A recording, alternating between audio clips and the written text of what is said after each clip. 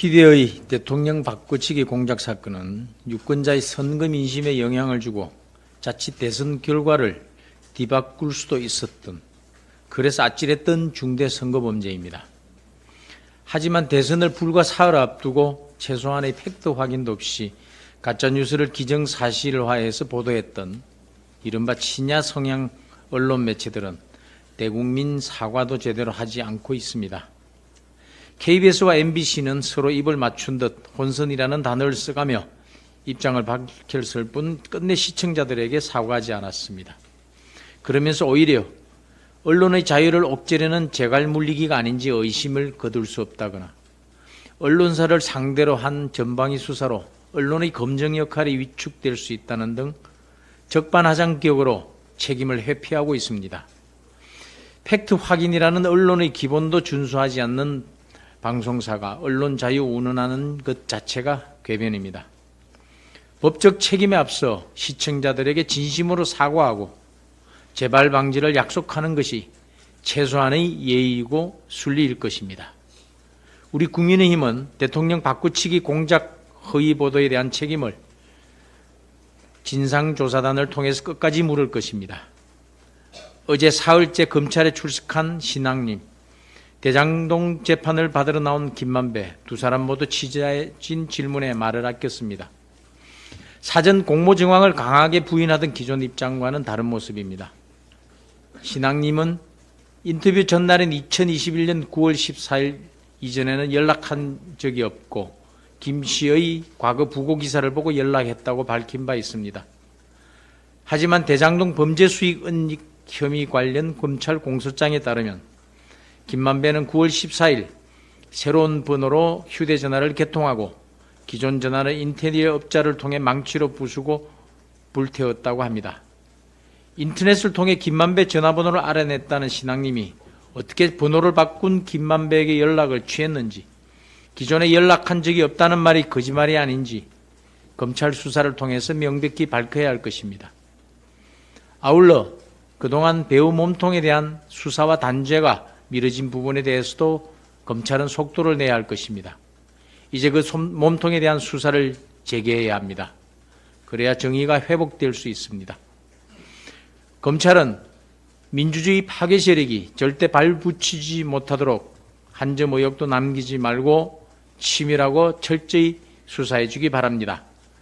가해자가 피해자인 척하고 피의자가 패자인 척하는 적반하장의 시대, 기만의 시대를 막내리고 진실의 시대를 열어야 합니다. 가짜 인터뷰를 신호탄으로 쏜 초유의 대선 공작 사건은 더불어민주당 이재명 대선 후보와 주요 인사, 문재인 정부 검찰이 힘을 합쳐 만들어낸 합작품이란 점에서 심각합니다.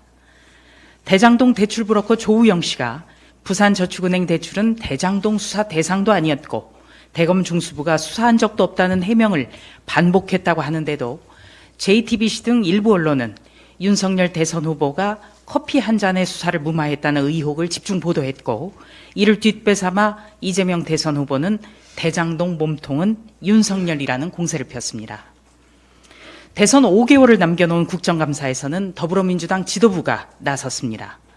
윤호중 당시 원내대표는 대장동 수익 종잣돈은 부산저축은행 부실 대출 자금이라면서 윤석열 검사가 부실 수사를 주도했다고 주장했습니다. 송영길 당시 대표는 부산저축은행 부실 대출 책임자가 윤석열이라며 대장동 몸통론을 띄웠습니다. 그러자 문재인 정부 검찰이 가세합니다. 김호수 검찰총장은 부산저축은행 부실 수사 의혹 재수사를 지시했다면서 민주당발 의혹을 사실처럼 몰아갔습니다.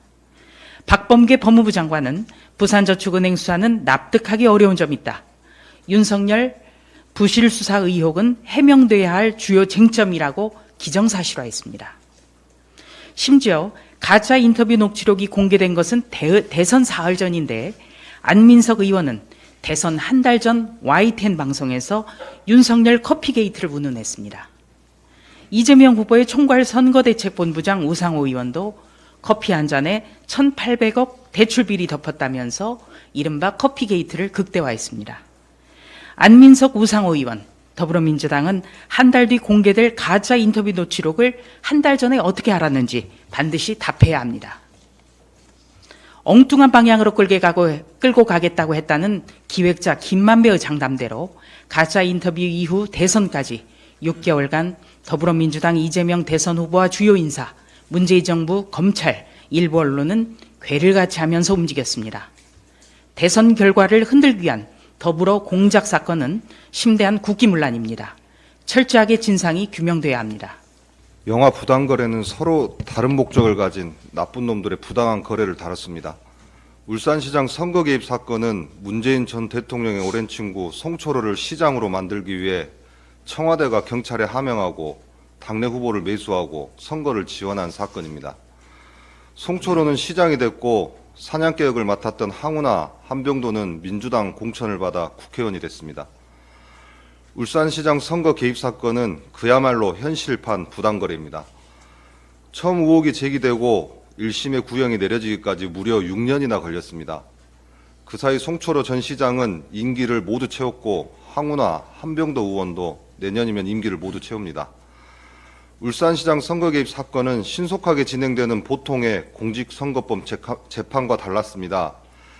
친문검사 이성윤 지검장은 기소를 지체했고 김명수 대법원장은 우리법 연구회 출신 판사에게 재판을 맡겼습니다. 얼기설기 얽힌 것도 영화 부당거래와 크게 다르지 않습니다. 김대엽의 병풍 사건, 드루킹 댓글 공작, 울산시장 선거 개입, 그리고 지금의 김만배, 신앙림의 대장동 몸통 바꿔치기 공작까지 정말 음습한 공작들입니다. 이쯤 되면 선거 공작은 민주당의 DNA로 보입니다. 자신들이 공작하면 국민들은 속는다고 생각한 이들은 내년이면 다시 국민들에게 표를 달라고 읍소할 것입니다. 민주당은 우리가 사는 세상을 아수라와 부당거래가 섞인 아수라장으로 만들고 있습니다. 호의가 계속됐더니 그게 권리인 줄 알고 겁없이 행해졌던 많은 일들은 결국 책임을 묻게 될 것입니다. 국민의힘은 영화보다 더 영화 같은 세상을 상식적인 세상으로 바꾸도록 노력을 아끼지 않겠습니다. 김만배, 신앙림 허위 인터뷰 사건의 본질이 민주당의 정권 집권을 위한 정치 공작이었다는 증거가 속속들이 밝혀지고 있습니다. 여러 정황과 증거들을 종합하였을 때 김만배의 단독 범행이었다고 볼 수 없을 만큼 전문적이고 치밀하며 조직적인 정치 공작이었습니다. 이재명 대표가 대장동 개발은 최대의 치적이라 언급한 바로 다음 날 김만배가 허위 인터뷰를 한 것을 과연 우연의 일치로 치부할 수 있겠습니까? 허위 인터뷰 이후 이재명 대표는 당군 이래 최대의 공익환수 사업이라 변명하던 대장동 개발 사업을 윤석열 게이트로 몰아갔습니다. 과연 이것이 우연이란 말입니까?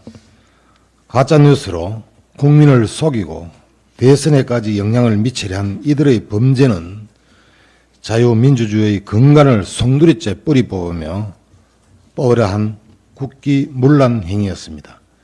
이번 사건을 대선 개입 여론 조작 사건으로 명명하고 특별수사팀을 구성한 검찰은 성역 없는 수사를 통해 관련자들을 모조리 색출하여 국기문란 행위에 대해 반드시 죄값을 물려야 할 것입니다.